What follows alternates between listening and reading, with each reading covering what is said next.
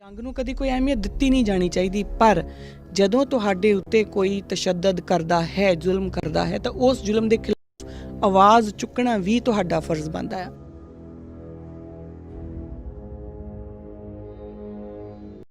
ਸਿਰਫ ਇਸ ਕਰਕੇ ਕਿ ਅਸੀਂ ਜੰਗ ਨਹੀਂ ਚਾਹੁੰਦੇ ਤੇ ਅਸੀਂ ਆਪਣੇ ਉੱਤੇ ਜ਼ੁਲਮ ਹੁੰਦੇ ਰਹਿੰਦੀ, ਉਹ ਪੋਸੀਬਲ ਨਹੀਂ ਹੁੰਦਾ। ਜੇ ਉੱਦਾਂ ਕਰੋਗੇ ਤਾਂ ਮਰ ਜਾਓਗੇ, ਖਤਮ ਹੋ ਜਾਓਗੇ।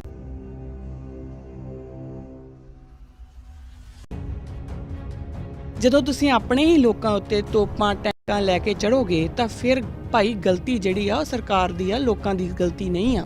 ਕਿਉਂਕਿ ਲੋਕ ਤਾਂ ਮੈਂ ਪਹਿਲਾਂ ਹੀ ਕਹਿਤਾ ਕਿ ਰਿਪਲਸ਼ਨ ਦੇ ਵਿੱਚ ਆਉਣਗੇ ਹੀ ਆਉਣਗੇ। ਤੁਸੀਂ ਉਹਨਾਂ ਨੂੰ ਦਬਾਓਗੇ, ਉਹ ਤੁਹਾਡੇ ਖਿਲਾਫ ਆਵਾਜ਼ ਚੁੱਕਣਗੇ ਹੀ ਚੁੱਕਣਗੇ। ਸਿਮਰਨਜੀਤ ਸਿੰਘ ਮਾਨ ਹੋਣਾ ਦੀ ਪਾਰਟੀ ਹੈ ਜਿਹੜੀ ਬਕਾਇਦਾ ਖਾਲਿਸਤਾਨ ਦੇ ਉੱਤੇ ਵੋਟਾਂ ਇਲੈਕਸ਼ਨਾਂ 'ਚ ਖੜੀ ਹੁੰਦੀ ਆ। ਉਹਨਾਂ ਦਾ ਏਜੰਡਾ ਹੁੰਦਾ ਆ ਉਹ, ਤੇ ਬਕਾਇਦਾ ਉਹਨਾਂ ਨੂੰ ਇਲੈਕਸ਼ਨ ਕਮਿਸ਼ਨ ਉੱਥੋਂ ਦਾ ਹੱਕ ਦਿੰਦਾ ਆ ਕਿ ਤੁਸੀਂ ਆਪਣਾ ਇਹ ਮੈਨੀਫੈਸਟੋ ਰੱਖ ਸਕਦੇ ਆ। ਫਿਰ ਹੀ ਉਹ ਕਰਦੇ ਆ ਨਾ, ਤਾਂ ਫਿਰ ਇਹਦੇ ਵਿੱਚ ਇਲੀਗਲ ਕੀ ਆ ਗਿਆ? ਜਦੋਂ ਕੁਝ ਇਲੀਗਲ ਹੈ ਹੀ ਨਹੀਂ ਤੇ ਫਿਰ 1984 ਵਾਲਾ ਮਾਹੌਲ ਕਿਉਂ ਬਣੂਗਾ? ਤੁਹਾਨੂੰ ਇਹ ਕਿਉਂ ਡਰ ਆ ਕਿ ਤੁਸੀਂ ਜਦੋਂ ਆਪਣੇ ਬਾਰੇ ਕੋਈ ਗੱਲ ਕਰੋਗੇ ਤਾਂ ਉਹ ਸਰਕਾਰ ਜਿਹੜੀ ਆ ਤੁਹਾਡਾ ਕਤਲੇਆਮ ਕਰ ਦੂਗੀ? ਦੈਟ ਮੀਨਸ ਕਿ ਆਪਾਂ ਇਹ ਮੰਨਦੇ ਆ ਕਿਤੇ ਨਾ ਕਿਤੇ ਅਸੀਂ ਗੁਲਾਮ ਆ।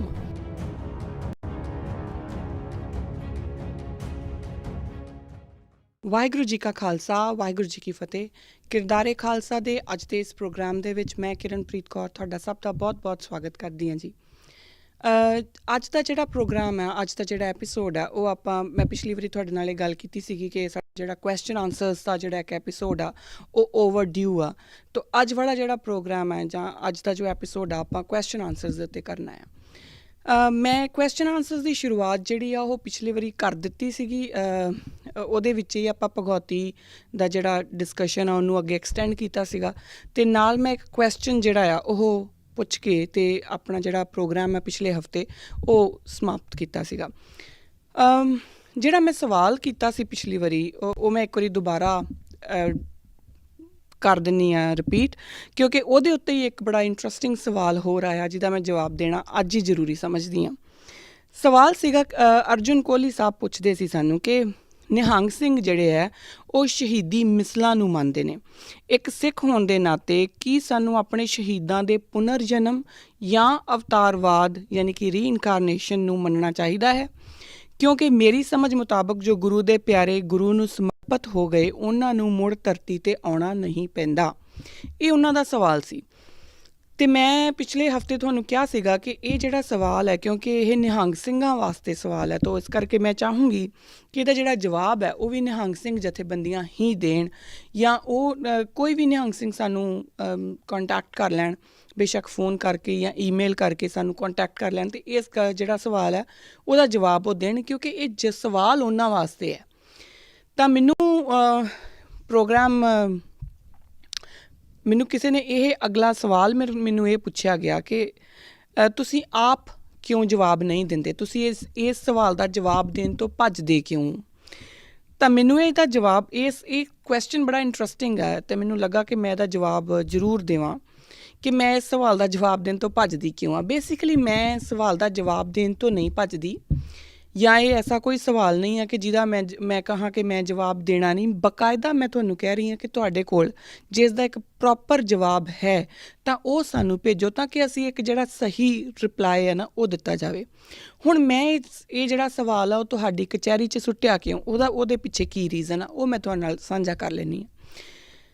ਦੇਖੋ, 2-3 ਗੱਲਾਂ ਸਾਨੂੰ ਹਮੇਸ਼ਾ ਸਮਝ ਲੈਣੀਆਂ ਚਾਹੀਦੀਆਂ। ਇੱਕ, ਅਤੇ ਸਾਡੇ ਦਿਲ 'ਚ ਕਦੀ ਵੀ ਇਹ ਗੱਲ ਨਹੀਂ ਆਉਣੀ ਚਾਹੀਦੀ ਕਿ ਮੈਨੂੰ ਸਾਰਾ ਕੁਝ ਪਤਾ ਆ, ਕਿਉਂਕਿ ਇੱਕ ਬੜਾ ਪੁਰਾਣਾ ਔਰ ਬੜਾ ਖੂਬਸੂਰਤ ਮੁਹਾਵਰਾ ਵੀ ਹੈਗਾ ਕਿ ਜਿਹਨੂੰ ਇਹ ਲੱਗਦਾ ਨਾ ਕਿ ਮੈਨੂੰ ਸਾਰਾ ਕੁਝ ਪਤਾ ਆ, ਬੇਸਿਕਲੀ ਉਹਨੂੰ ਕੁਝ ਵੀ ਪਤਾ ਨਹੀਂ ਹੁੰਦਾ। ਅਤੇ ਸਾਡੀ ਖਾਸ ਤੌਰ 'ਤੇ ਸਿੱਖਾਂ ਦੀ ਪ੍ਰੋਬਲਮ ਇਸ ਟਾਈਮ 'ਤੇ ਇਹ ਹੈ ਕਿ ਸਾਡੇ 'ਚ ਹਰ ਇੱਕ ਬੰਦਾ ਹੀ ਵਿਦਵਾਨ ਹੈ। ਮੈਂ ਵੀ ਵਿਦਵਾਨ ਹਾਂ, ਮੇਰੇ ਨਾਲ ਕੋਈ ਹੋਰ ਵੀ ਵਿਦਵਾਨ ਹੈ, ਔਰ ਅਸੀਂ ਇਹ ਵਰਡ ਆਪਣੇ ਨਾਲ ਲਾ ਕੇ ਨਾ ਵਿਦਵਾਨ, ਬੁੱਧੀਜੀਵ ਬੜੇ ਖੁਸ਼ ਹੁੰਦੇ ਹਾਂ। ਔਰ ਉਹਦੇ ਨਾਲ ਹੁੰਦਾ ਕੀ ਹੈ ਕਿ ਅਸੀਂ ਇੱਕ ਆਪਣੇ ਆਲੇ ਦੁਆਲੇ, ਇੱਕ ਉਹ ਬੀਬੀ ਕੰਗਨਾ ਰਣੌਤ ਵੀ ਹੈਗੀ, ਉਹਨੇ ਵੀ ਅੱਜ ਕੱਲ੍ਹ ਆਪਣੇ ਆਲੇ ਦੁਆਲੇ ਇੱਕ ਘੇਰਾ ਜਿਹਾ ਕੱਸ ਲਿਆ, ਉਹਨੂੰ ਲੱਗਦਾ ਕਿ ਮੈਂ ਹੀ ਸਭ ਕੁਛ ਹਾਂ, ਮੈਂ ਹੀ ਸਾਰਾ ਕੁਛ ਹਾਂ।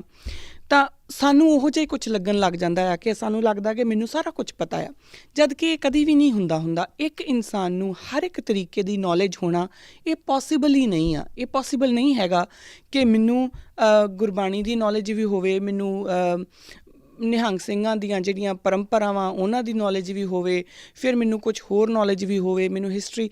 ਸੋ ਹਰ ਇੱਕ ਚੀਜ਼ ਦੇ ਵਿੱਚ ਨੌਲੇਜ ਹੋਣਾ ਇਹ ਸੰਭਵ ਨਹੀਂ ਹੁੰਦਾ। ਤਾਂ ਇਹਦਾ ਬੈਸਟ ਵੇ ਆਊਟ ਕੀ ਹੁੰਦਾ ਆ ਕਿ ਜਿਹੜੇ ਮਾਸਟਰਸ ਨੇ ਜਾਂ ਐਕਸਪਰਟਸ ਨੇ ਜਾਂ ਉਹ ਲੋਕ ਜਿਨ੍ਹਾਂ ਦੀਆਂ ਇਹ ਗੱਲਾਂ ਨੇ, ਇਹ ਪਰੰਪਰਾਵਾਂ ਨੇ, ਤੁਸੀਂ ਉਹ ਸਵਾਲ ਉਹਨਾਂ ਨੂੰ ਕਰੋ ਤਾਂ ਕਿ ਉਹ ਆਪਣਾ ਪੱਖ ਦੇ ਸਕਣ। ਫੋਰ ਐਨ ਐਗਜ਼ਾਮਪਲ, ਇੱਕ ਘਰ ਦੇ ਵਿੱਚ ਮੰਨ ਲਓ ਕਿ ਬਹੁਤ ਲੜਾਈ ਹੁੰਦੀ ਆ। ਹੁਣ ਮੇਰਾ ਘਰ ਉਹਨਾਂ ਦੇ ਗੁਆਂਢ ਦੇ ਵਿੱਚ ਆ। ਮੈਂ ਆਪਣੇ ਘਰ ਦੇ ਵਿੱਚ ਬੈਠੀ ਉਹਨਾਂ ਦਾ ਜਿਹੜਾ ਰੌਲਾ ਗੌਲਾ ਹੈ ਨਾ, ਉਹਨੂੰ ਦੇਖ ਦੇਖ ਕੇ, ਉਹਨੂੰ ਸੁਣ ਕੇ ਕੰਨਾਂ ਨਾਲ, ਤਾਂ ਮੈਂ ਇਹ ਕਹੀ ਜਾਂਦੀ ਹਾਂ ਕਿ ਉਹਨਾਂ ਦੇ ਘਰ 'ਚ ਲੜਾਈ ਬਹੁਤ ਹੁੰਦੀ ਆ, ਉਹਨਾਂ ਦੇ ਪਰਿਵਾਰ ਨੂੰ ਅਕਲ ਨਹੀਂ ਹੈਗੀ, ਉਹਨਾਂ ਦੇ ਪਰਿਵਾਰ 'ਚ ਏਕਾ ਨਹੀਂ ਹੈਗਾ। ਮੈਂ ਆਪਣੇ ਵੱਲੋਂ ਇਹ ਬਣਾਈ ਜਾਂਦੀ ਹਾਂ। ਫਾਈਨਲੀ ਮੈਨੂੰ ਪਤਾ ਲੱਗਦਾ ਕਿ ਅਸਲ 'ਚ ਉਹ ਲੜਾਈ ਨਹੀਂ, ਉਹਨਾਂ ਦਾ ਤਾਂ ਤਰੀਕਾ ਹੀ, ਉਹਨਾਂ ਦੀ ਆਵਾਜ਼ ਹੀ ਇੱਦਾਂ ਦੀਆਂ ਸਾਰੇ ਟੱਬਰ ਦੀ ਕਿ ਜਦੋਂ ਉਹ ਬੋਲਦੇ ਆ ਨਾ ਤਾਂ ਇੰਝ ਲੱਗਦਾ ਜਿੱਦਾਂ ਇੱਕ ਦੂਜੇ ਨਾਲ ਲੜ ਰਹੇ ਹੁੰਦੇ ਆ। ਇਹੋ ਜਿਹੇ ਕਈ ਪਰਿਵਾਰ ਹੁੰਦੇ ਆ ਨਾ। ਤਾਂ ਕਿੰਨਾ ਚੰਗਾ ਹੁੰਦਾ ਜੇ ਮੈਂ ਆਪਣਾ ਇੱਕ ਮਤ, ਆਪਣੀ ਇੱਕ ਆਈਡੀਓਲੋਜੀ ਜਾਂ ਆਪਣੀ ਇੱਕ ਆਈਡੀਆ ਬਣਾਉਣ ਤੋਂ, ਇੱਕ ਨੋਸ਼ਨ ਬਣਾਉਣ ਤੋਂ ਪਹਿਲਾਂ ਮੈਂ ਉਹਨਾਂ ਦੇ ਪਰਿਵਾਰ ਨੂੰ ਪੁੱਛ ਲੈਂਦੀ ਕਿ ਤੁਹਾਡੇ ਪਰਿਵਾਰ 'ਚ ਕੋਈ ਪ੍ਰੋਬਲਮ ਹੈ ਜੀ। ਮੈਨੂੰ ਇੰਝ ਲੱਗਦਾ, ਮੈਂ ਰੌਲਾ ਸੁਣਦੀ ਹਾਂ, ਮੈਨੂੰ ਇਸ ਤਰ੍ਹਾਂ ਲੱਗਦਾ ਕਿ ਸ਼ਾਇਦ ਤੁਹਾਡੀ ਇਹ ਪ੍ਰੋਬਲਮ ਹੈਗੀ ਆ, ਅਤੇ ਅੱਗੋਂ ਜਵਾਬ ਮੈਨੂੰ ਦਿੰਦੇ, ਬਜਾਏ ਇਹਦੇ ਕਿ ਮੈਂ ਇੱਕ ਝੂਠਾ ਜਿਹਾ ਨੈਰੇਟਿਵ ਆਪਣੇ ਦਿਮਾਗ, ਆਪਣੇ ਮਾਈਂਡ ਦੇ ਵਿੱਚ ਸਿਰਜ ਕੇ ਉਹਨੂੰ ਅੱਗੇ ਅੱਗੇ ਫੈਲਾਉਂਦੀ ਰਹਿੰਦੀ। ਇਸ ਕਰਕੇ ਜਿਹੜਾ ਇਹ ਵਾਲਾ ਸਵਾਲ ਹੈ ਨਾ, ਮੈਂ ਉਹ ਨਿਹੰਗ ਸਿੰਘਾਂ ਨੂੰ ਹੀ ਕੀਤਾ ਸੀਗਾ ਕਿ ਤੁਸੀਂ ਹੀ ਇਹਦਾ ਜਵਾਬ ਦਿਓ। ਸਵਾਲ ਕਰਨਾ ਕੋਈ ਮਾੜੀ ਗੱਲ ਨਹੀਂ ਹੁੰਦੀ। ਮਾੜੀ ਗੱਲ ਕਿੱਥੇ ਆਉਂਦੀ ਹੈ ਕਿ ਜਦੋਂ ਅਸੀਂ ਉਹ ਆਪੇ ਸਵਾਲ ਕਰਦੇ ਹਾਂ ਅਤੇ ਫਿਰ ਆਪੇ ਜਵਾਬ ਦੇਣਾ ਸ਼ੁਰੂ ਕਰ ਦਿੰਦੇ ਹਾਂ। ਪ੍ਰੋਬਲਮ ਉੱਥੇ ਆਉਂਦੀ ਆ। ਅਸੀਂ ਇਹ ਸਮਝਣਾ ਸ਼ੁਰੂ ਕਰ ਦਿੰਦੇ ਹਾਂ ਕਿ ਸਾਨੂੰ ਹਰ ਇੱਕ ਚੀਜ਼ ਆਉਂਦੀ ਆ, ਸਾਨੂੰ ਸਭ ਕੁਛ ਪਤਾ ਆ, ਔਰ ਜੋ ਮੇਰੀ ਨੌਲੇਜ ਆ ਉਸ ਤੋਂ ਅੱਗੇ ਕਿਸੇ ਦੀ ਨੌਲੇਜ ਨਹੀਂ ਹੋ ਸਕਦੀ। ਇੱਦਾਂ ਨਹੀਂ ਹੁੰਦਾ। ਜਿਹੜੀਆਂ ਟਰਡੀਸ਼ਨਸ ਹੁੰਦੀਆਂ ਨਾ, ਜਿਹੜੀਆਂ ਪਰੰਪਰਾਵਾਂ ਹੁੰਦੀਆਂ, ਉਹਨਾਂ ਦੀਆਂ ਰੂਟਸ, ਉਹਨਾਂ ਦੀਆਂ ਜੜ੍ਹਾਂ ਬਹੁਤ ਗਹਿਰੀਆਂ ਹੁੰਦੀਆਂ ਆ। ਮੈਂ ਕੁਝ ਸਮਾਂ ਪਹਿਲਾਂ ਦੀ ਗੱਲ ਕਰਦੀ ਹਾਂ ਤੁਹਾਡੇ ਨਾਲ। ਤਾਂ ਮੈਂ ਇੱਕ ਕਿਤਾਬ ਲਿਖ ਰਹੀ ਸੀਗੀ, ਮੇਰੀ ਰਿਸਰਚ ਮੈਂ ਕਰ ਰਹੀ ਸੀਗੀ, ਅਤੇ ਮੈਂ ਕਿਸੇ ਪਰਟੀਕੂਲਰ ਇੱਕ ਜਾਨਰ ਦੇ ਉੱਤੇ ਕਿਤਾਬ ਲਿਖ ਰਹੀ ਸੀਗੀ। ਵਿੱਚ ਗੱਲ ਆ ਗਈ ਅਘੋਰੀ ਸਾਧੂਆਂ ਦੀ। ਹੁਣ ਉਹ ਜਿਹੜੇ ਅਘੋਰੀ ਸਾਧੂ ਹੁੰਦੇ ਆ ਨਾ, ਉਹਨਾਂ ਬਾਰੇ ਬੜੀਆਂ ਚੀਜ਼ਾਂ ਜਿਹੜੀਆਂ ਉਹ ਪ੍ਰਚਲਿਤ ਆ ਕਿ ਉਹ ਇੱਦਾਂ ਹਿੰਦੂਆਂ ਦੇ ਵਿੱਚ ਇੱਕ ਬਹੁਤ ਵੱਡਾ ਇੱਕ ਤਬਕਾ ਹੈ ਅਘੋਰੀ ਸਾਧੂਆਂ ਦਾ, ਅਤੇ ਉਹਨਾਂ ਦੇ ਵਿੱਚ ਬਹੁਤ ਕੁਛ ਪ੍ਰਚਲਿਤ ਆ ਜੋ ਸਾਨੂੰ ਆਮ ਬੰਦੇ ਨੂੰ ਸੁਣ ਕੇ ਠੀਕ ਨਹੀਂ ਲੱਗਦਾ। ਜਿੱਦਾਂ ਕਿ ਉਹ ਹਰਿਦੁਆਰ ਦੇ ਵਿੱਚ ਉਹ ਅਕਸਰ ਹੁੰਦੇ ਆ, ਜਾਂ ਬਾਕਾਇਦਾ ਉਹਨਾਂ ਦੀ ਇੱਕ ਜਿਹੜੀ ਲਾਸ਼ ਦੇ ਉੱਤੇ ਬੈਠ ਕੇ ਵੀ ਉਹ ਆਪਣੀ ਕਰਦੇ ਆ, ਜੋ ਵੀ ਉਹਨਾਂ ਦੀ ਇੱਕ ਅਭਿਆਸ ਹੁੰਦਾ ਹੈ ਉਹ ਕਰਦੇ ਆ। ਹੁਣ ਇਸ ਗੱਲ ਨੂੰ ਅਗਰ ਜਦੋਂ ਮੈਨੂੰ ਪਤਾ ਲੱਗਾ, ਤਾਂ ਜਿਸ ਬੰਦੇ ਨੇ ਮੈਨੂੰ ਦੱਸਿਆ ਉਹਨੇ ਮੈਨੂੰ ਬੜਾ ਪੋਜ਼ੀਟਿਵ ਬਣਾ ਕੇ ਦੱਸਿਆ ਕਿ ਇਹ ਬਹੁਤ ਪੋਜ਼ੀਟਿਵ ਹੁੰਦਾ ਆ। ਅਤੇ ਜਿਹੜਾ ਮੇਰਾ ਇੱਕ ਰੈਸ਼ਨਲ ਮਾਈਂਡ ਆ ਉਹ ਕਹਿ ਰਿਹਾ ਸੀਗਾ ਕਿ ਨਹੀਂ ਯਾਰ, ਇਹ ਕਿੱਦਾਂ ਹੋ ਸਕਦਾ। ਸੋ ਮੈਂ ਇਹ ਨਹੀਂ ਕਿ ਮੈਂ ਉੱਥੇ ਖੜ ਜਾਵਾਂ, ਉੱਥੇ ਜੜ ਹੋ ਜਾਵਾਂ, ਜਾਂ ਮੈਂ ਉਹਦੀ ਗੱਲ ਦੇ ਵਿੱਚ ਆ ਜਾਂ ਮੈਂ ਆਪਣੇ ਦਿਮਾਗ ਨਾਲ ਸੁਣ ਲਾਂ। ਨਹੀਂ, ਬਾਕਾਇਦਾ ਉਹਨਾਂ ਜਿਹੜੇ ਉਹ ਅਘੋਰੀ ਹੈ ਉਹਨਾਂ ਦੀਆਂ ਇੰਟਰਵਿਊਜ਼ ਕਰਨੀਆਂ ਜ਼ਰੂਰੀ ਆ, ਉਹਨਾਂ ਨੂੰ ਪੁੱਛਣਾ ਜ਼ਰੂਰੀ ਆ ਕਿ ਤੁਹਾਡੀ ਇਹ ਪੱਧਤੀ ਕਿਉਂ ਆ। ਹੁਣ ਮੈਂ ਐਗਜ਼ਾਮਪਲ ਕਿਉਂ ਦਿੱਤੀ ਆ? ਉਹ ਐਗਜ਼ਾਮਪਲ ਸਿਰਫ ਇਸ ਲਈ ਦਿੱਤੀ ਆ ਕਿ ਕੁਛ ਚੀਜ਼ਾਂ ਐਸੀਆਂ ਹੁੰਦੀਆਂ ਜੋ ਸਾਡੇ ਲਈ ਪਹਿਲੀ ਵਾਰੀ ਦਿਖਦੀਆਂ ਆ, ਸਾਨੂੰ ਪਹਿਲੀ ਵਾਰੀ ਸਮਝ ਆਉਂਦੀਆਂ, ਜਾਂ ਪਤਾ ਹੀ ਨਹੀਂ ਹੁੰਦਾ ਕਿ ਕੀ ਆ। ਤੋਂ ਬਜਾਏ ਇਹਦੇ ਕਿ ਅਸੀਂ ਆਪਣਾ ਇੱਕ ਮਾਪਦੰਡ ਜਾਂ ਆਪਣਾ ਇੱਕ ਦਿਮਾਗ ਬਣਾ ਲਈਏ ਉਸ ਪਾਸੇ ਨੂੰ ਕਿ ਇਹੀ ਹੋਣਾ ਆ, ਬਜਾਏ ਇਹਦੇ ਸਾਨੂੰ ਚੰਗਾ ਇਹ ਹੋਊਗਾ ਕਿ ਅਸੀਂ ਐਟਲੀਸਟ ਉਹਨਾਂ ਨੂੰ ਪੜ੍ਹਨਾ ਸ਼ੁਰੂ ਕਰੀਏ। ਇੱਕ ਵਾਰੀ ਤੁਸੀਂ ਪੜ੍ਹ ਲਿਆ, ਰਿਸਰਚ ਕਰ ਲਿਆ, ਤੁਸੀਂ ਉਹਨਾਂ ਲੋਕਾਂ ਨੂੰ ਮਿਲ ਲਏ ਜਿਹੜੇ ਉਹ ਪਰੰਪਰਾਵਾਂ ਦਾ ਹਿੱਸਾ ਨੇ। ਉਸ ਤੋਂ ਬਾਅਦ ਜੇ ਤੁਸੀਂ ਉਹਨਾਂ ਪਰੰਪਰਾਵਾਂ ਦਾ ਖੰਡਨ ਕਰਨਾ ਚਾਹੁੰਦੇ ਆ ਤਾਂ ਕਰ ਸਕਦੇ ਆ, ਕੋਈ ਪ੍ਰੋਬਲਮ ਨਹੀਂ। ਆਹੀ ਹੁਣ ਜਦੋਂ ਨਿਹੰਗ ਸਿੰਘਾਂ ਦੀ ਜਿਹੜੀ ਉਹ ਸ਼ਹੀਦੀ ਮਿਸਲਾਂ ਨੂੰ ਜਿਹੜੇ ਮੰਨਦੇ ਨੇ, ਹੁਣ ਉਹ ਕਿਉਂ ਮੰਨਦੇ ਨੇ, ਕਿਵੇਂ ਮੰਨਦੇ ਨੇ, ਉਹਦੇ ਪਿੱਛੇ ਉਹਨਾਂ ਦਾ ਆਈਡੀਆ ਕੀ ਆ, ਜਦ ਤੱਕ ਆਪਾਂ ਇਹਨੂੰ ਪ੍ਰੋਪਰ ਤਰੀਕੇ ਨਾਲ ਰੀਡ ਕਰਕੇ, ਰਿਸਰਚ ਕਰਕੇ ਉਹਨਾਂ ਦੀ ਪ੍ਰੈਕਟੀਕੈਲਿਟੀ ਨੂੰ ਨਹੀਂ ਸਮਝ ਲੈਂਦੇ, ਉਹ ਇੱਥੇ ਬੈਠੇ ਮੈਂ ਵੀ ਕਰਨਾ ਸ਼ੁਰੂ ਕਰਦਾ ਕਿ ਨਹੀਂ ਜੀ ਇਹ ਤਾਂ ਗਲਤ ਹੁੰਦਾ ਜੀ, ਸਿੱਖਾਂ ਦੇ ਵਿੱਚ ਐਵੇਂ ਨਹੀਂ ਹੁੰਦਾ। ਉਹ that doesn't make any sense. ਹੋ ਸਕਦਾ ਕਿ ਮੈਂ ਜਦੋਂ ਉਹ ਮੈਨੂੰ ਆਪਣਾ ਜਵਾਬ ਦੇ ਦੇਣ, ਮੈਂ ਪੂਰੀ ਤਰ੍ਹਾਂ ਪੜ੍ਹ ਲਵਾਂ, ਸਮਝ ਲਵਾਂ, ਅਤੇ ਸਮਝਣ ਤੋਂ ਬਾਅਦ ਮੈਂ ਇੱਕ ਤਰਕ ਦੇ ਨਾਲ ਉਹਨਾਂ ਦੀ ਇਸ ਗੱਲ ਨੂੰ ਖੰਡਨ ਕਰਾਂ। ਪਰ ਉਹ ਖੰਡਨ ਜਿਹੜਾ ਆ ਉਹ ਲੌਜੀਕਲ ਖੰਡਨ ਹੋਊਗਾ। ਜੇ ਮੈਂ ਇੱਦਾਂ ਹੀ ਆਪਣੀ ਮਰਜ਼ੀ ਨਾਲ ਹੀ ਖੰਡਨ ਕਰੀ ਜਾਵਾਂ ਤਾਂ ਫਿਰ ਉਹਦਾ ਕੋਈ ਲੌਜਿਕ ਬਣਦਾ ਨਹੀਂ। ਮੈਨੂੰ ਕੱਲ੍ਹ ਕਿਸੇ ਨੇ ਕੋਈ ਇੱਕ ਰੇਡੀਓ ਚੈਨਲ ਹੈ, ਉਹਨਾਂ ਦੀ ਕੋਈ ਵੀਡੀਓ ਭੇਜੀ ਕਿ ਦੇਖੋ ਜੀ ਉਹਨਾਂ ਨੇ ਕਿਹਾ ਹੋਇਆ ਕਿ ਰੱਬ ਕਿੱਥੇ ਹੈ, ਇਹਦੇ ਬਾਰੇ ਸੋਚਣਾ ਛੱਡ ਦਿਓ, ਤੁਸੀਂ ਆਪਣੀਆਂ ਜਿਹੜੀਆਂ ਤੁਹਾਡੀਆਂ ਜ਼ਿੰਮੇਵਾਰੀਆਂ ਉਹ ਪੂਰੀਆਂ ਕਰਨੀਆਂ ਸ਼ੁਰੂ ਕਰ ਦਿਓ, ਰੱਬ ਕਿਵੇਂ ਮਿਲਣਾ ਸੋਚਣਾ ਛੱਡ ਦਿਓ। ਅਤੇ ਉਹਨਾਂ ਮੈਨੂੰ ਕਿਹਾ, ਕਹਿੰਦੇ ਤੁਹਾਡਾ ਇਹਦੇ ਬਾਰੇ ਕੀ ਰਾਏ ਆ? ਹੁਣ ਮੈਂ ਉਹਨਾਂ ਨੂੰ ਕੀ ਕਹਾਂ? ਮੈਂ ਉਹਨਾਂ ਨੂੰ ਇਹ ਗੱਲ ਕਹੀ ਕਿ ਦੇਖੋ, ਜਿਹੜਾ ਇਹ ਕਹਿੰਦਾ ਆ ਕਿ ਛੱਡ ਦਿਓ ਜਿਹੜਾ ਸੋਚਣਾ, ਹੁਣ ਉਹ ਉਹਨਾਂ ਦੀ ਆਪਣੀ ਆਈਡੀਓਲੋਜੀ ਆ, ਠੀਕ ਆ, ਉਹਨਾਂ ਨੂੰ ਮੁਬਾਰਕ। ਮੇਰੀ ਆਈਡੀਓਲੋਜੀ ਆ ਕਿ ਮੇਰੀ ਕਿਉਰਿਓਸਿਟੀ ਹੈਗੀ ਆ ਕਿ ਇਸ ਪੂਰੇ ਬ੍ਰਹਿਮੰਡ ਨੂੰ ਕਿਹੜੀ ਐਨਰਜੀ ਚਲਾ ਰਹੀ ਆ, ਮੈਂ ਉਹਨੂੰ ਲੱਭਣਾ ਚਾਹੁੰਦੀ ਆ, ਇਹ ਮੇਰੀ ਆਈਡੀਓਲੋਜੀ ਆ, ਠੀਕ ਆ, ਤਾਂ ਇਹ ਮੈਨੂੰ ਮੁਬਾਰਕ ਹੈ ਨਾ। ਹੁਣ ਜੇ ਮੈਂ ਉਹਨਾਂ ਦੀ ਆਈਡੀਓਲੋਜੀ ਖੰਡੀ ਜਾਵਾਂ ਕਿ ਨਹੀਂ ਉਹ ਬੇਵਕੂਫ ਲੋਕ ਨੇ, ਉਹ ਮੇਰੀ ਆਈਡੀਓਲੋਜੀ ਖੰਡੀ ਜਾ ਕਿ ਇਹ ਬੇਵਕੂਫ ਔਰਤ ਹੈ, so that doesn't make any sense. ਉਹ ਸਾਡੇ 'ਚ ਸਿਰਫ ਇੱਕ ਕੌਨਫਲਿਕਟ ਵਧਾਉਂਦਾ ਆ। ਇੰਨੀ ਸਾਰੀ ਇਹ ਭਾਸ਼ਣ ਦੇਣ ਦਾ ਮਤਲਬ ਸਿਰਫ ਇੰਨਾ ਕੁ ਸੀ ਕਿ ਜਿਹੜਾ ਆਪ ਹੁਦਰਾਪਨ, ਇਹ ਅਕਸਰ ਇਹ ਗੱਲ ਬਹੁਤ ਲੋਕਾਂ ਨੂੰ ਬੁਰੀ ਲੱਗੂਗੀ ਸ਼ਾਇਦ, ਪਰ ਜਿੰਨਾ ਆਪ ਹੁਦਰਾਪਨ ਸਾਡੇ ਸਿੱਖਾਂ 'ਚ ਹੈ ਨਾ, ਓਨਾ ਸ਼ਾਇਦ ਕਿਸੇ ਹੋਰ ਦੇ ਵਿੱਚ ਹੈ ਨਹੀਂ। ਅਸੀਂ ਹਰ ਇੱਕ ਚੀਜ਼ ਨੂੰ ਆਪਣੇ ਪੈਮਾਨੇ ਦੇ ਉੱਤੇ, ਆਪਣੀ ਕਸੌਟੀ ਉੱਤੇ ਪਰਖਦੇ ਹਾਂ, ਔਰ ਉਸ ਤੋਂ ਬਾਅਦ ਅਸੀਂ ਆਪਣੇ ਤਰੀਕੇ ਦੇ ਨਾਲ ਉਸ ਨੂੰ ਉਹਦਾ ਖੰਡਨ ਵੀ ਕਰਦੇ ਹਾਂ, ਉਹਨੂੰ ਮੰਨ ਵੀ ਲੈਂਦੇ ਹਾਂ। ਜਿਹੜੀ ਚੀਜ਼ ਸਾਨੂੰ ਆਪਣੇ ਅਕੋਰਡਿੰਗ ਠੀਕ ਲੱਗਦੀ ਅਸੀਂ ਉਹਨੂੰ ਮੰਨ ਲੈਂਦੇ ਹਾਂ, ਜਿਹੜੀ ਸਾਨੂੰ ਲੱਗਦੀ ਕਿ ਨਹੀਂ ਇਹ ਮੇਰੇ ਮਾਪਦੰਡ 'ਚ ਨਹੀਂ ਆਉਂਦੀ, ਉਹ ਅਸੀਂ ਰਿਜੈਕਟ ਕਰ ਦਿੰਦੇ ਹਾਂ। ਇੰਝ ਨਹੀਂ ਹੁੰਦਾ। ਸਾਨੂੰ ਹਰ ਇੱਕ ਚੀਜ਼ ਨੂੰ ਪਰਖਣ ਲਈ ਸਭ ਤੋਂ ਪਹਿਲਾਂ ਉਹਨੂੰ ਥੋਰੋਲੀ ਉਹਦੇ ਬਾਰੇ ਜਾਣਨਾ ਬਹੁਤ ਜ਼ਰੂਰੀ ਆ, ਚਾਹੇ ਉਹ ਕੁਛ ਵੀ ਹੋਏ। ਤੁਸੀਂ ਕਿਰਨ ਨੂੰ ਵੀ ਅਗਰ ਖੰਡਣਾ ਹੈ ਨਾ ਵੀ ਇਹਦੇ ਪੱਲੇ ਕੁਛ ਨਹੀਂ ਹੈਗਾ, ਕਰ ਸਕਦੇ ਹਾਂ, ਕੋਈ ਪ੍ਰੋਬਲਮ ਨਹੀਂ, ਪਰ ਤੁਹਾਨੂੰ ਪ੍ਰੋਪਰ ਪਤਾ ਹੋਣਾ ਚਾਹੀਦਾ ਕਿ ਮੈਂ ਕੀ ਹਾਂ, ਹੈ ਨਾ। ਜਿਹੜਾ ਅਸੀਂ ਇੱਕ ਦੂਜੇ ਦੇ ਉੱਤੇ ਐਵੇਂ ਹੀ ਇਲਜ਼ਾਮ ਲਾ ਦਿੰਦੇ ਨਾ ਕਿ ਫਲਾਣਾ ਵੀ ਵਿਕ ਗਿਆ, ਉਹ ਕਿਉਂ ਕਰਦੇ ਹਾਂ? ਕਿਉਂਕਿ ਅਸੀਂ ਆਪ ਹੁਦਰੇ ਹੋਏ ਪਏ ਹਾਂ।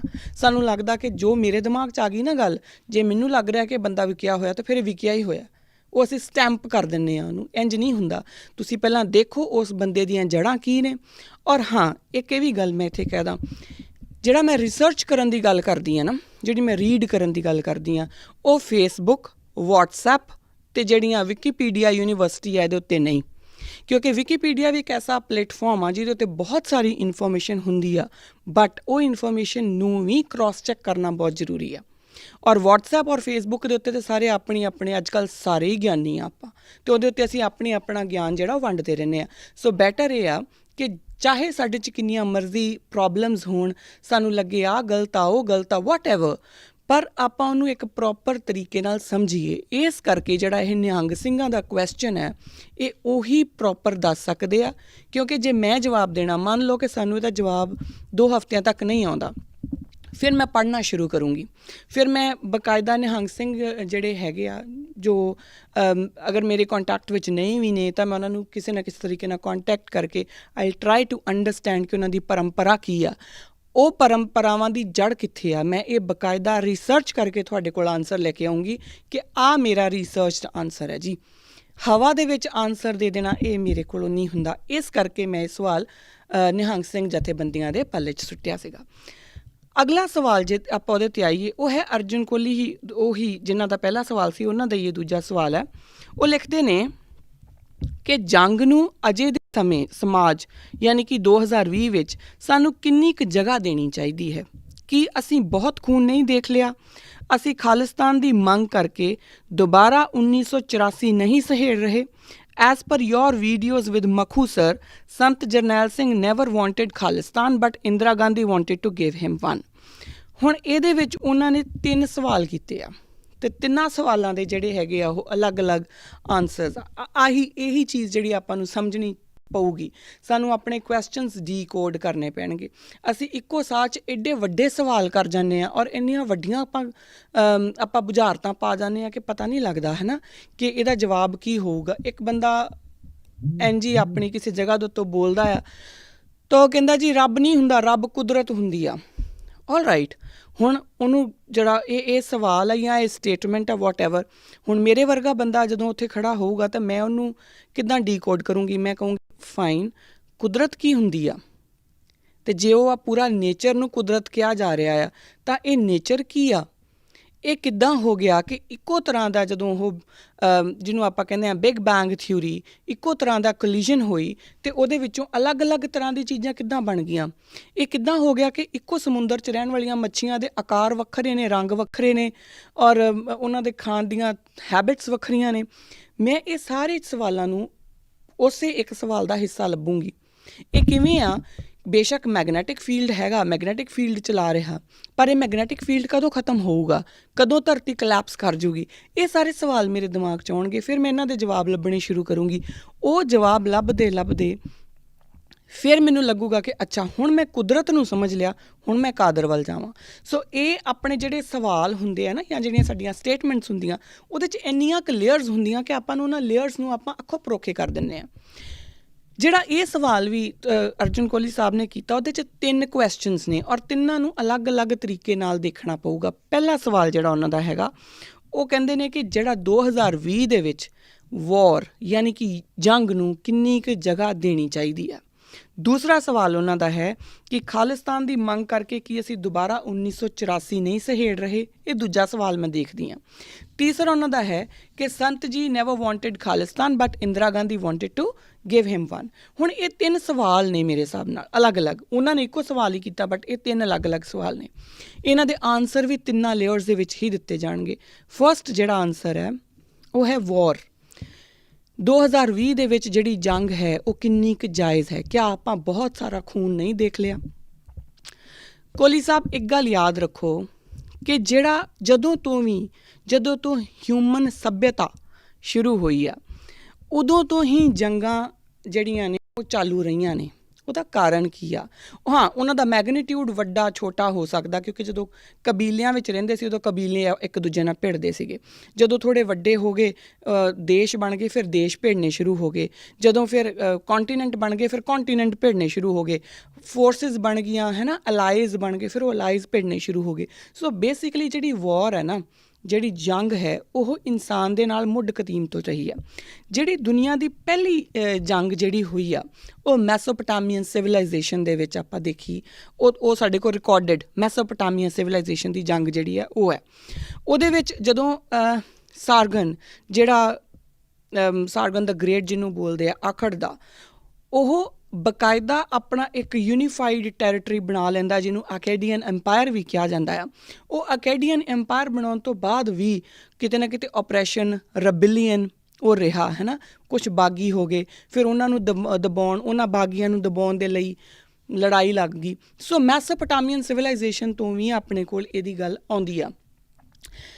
ਅਫਰੀਕਾ ਦੇ ਜਿਹੜਾ ਸੈਂਟਰਲ ਅਫਰੀਕਾ ਆ, ਉਹਦੇ ਕਈ ਕਬੀਲੇ ਐਸੇ ਆ, ਜੇ ਤੁਸੀਂ ਉਹਨਾਂ ਦਾ ਇਤਿਹਾਸ ਪੜ੍ਹੋ, ਕਿਉਂਕਿ ਅਫਰੀਕਾ ਦੇ ਮੰਨਿਆ ਜਾਂਦਾ ਕਿ ਸਭ ਤੋਂ ਪਹਿਲਾ ਇਨਸਾਨ ਅਫਰੀਕਾ ਵਿੱਚ ਲੱਭਿਆ ਸੀਗਾ। ਅਤੇ ਜੇ ਤੁਸੀਂ ਸੈਂਟਰਲ ਅਫਰੀਕਾ ਦੇ ਕਬੀਲਿਆਂ ਦਾ ਇਤਿਹਾਸ ਪੜ੍ਹਨਾ ਸ਼ੁਰੂ ਕਰੋ, ਤੁਹਾਨੂੰ ਪਤਾ ਲੱਗੂਗਾ ਕਿ ਇੱਕ ਪਿੰਡ ਜਿਹਦੇ ਵਿੱਚ ਸਿਰਫ 10 ਘਰ ਸੀਗੇ ਅਤੇ ਦੂਸਰਾ ਪਿੰਡ ਉਹਦੇ ਵਿੱਚ ਸਿਰਫ 5 ਘਰ ਸੀਗੇ, ਉਹ ਵੀ ਆਪਸ 'ਚ ਲੜਦੇ ਸੀ, ਉਹਨਾਂ ਦੀ ਵੀ ਜੰਗ ਹੁੰਦੀ ਸੀਗੀ।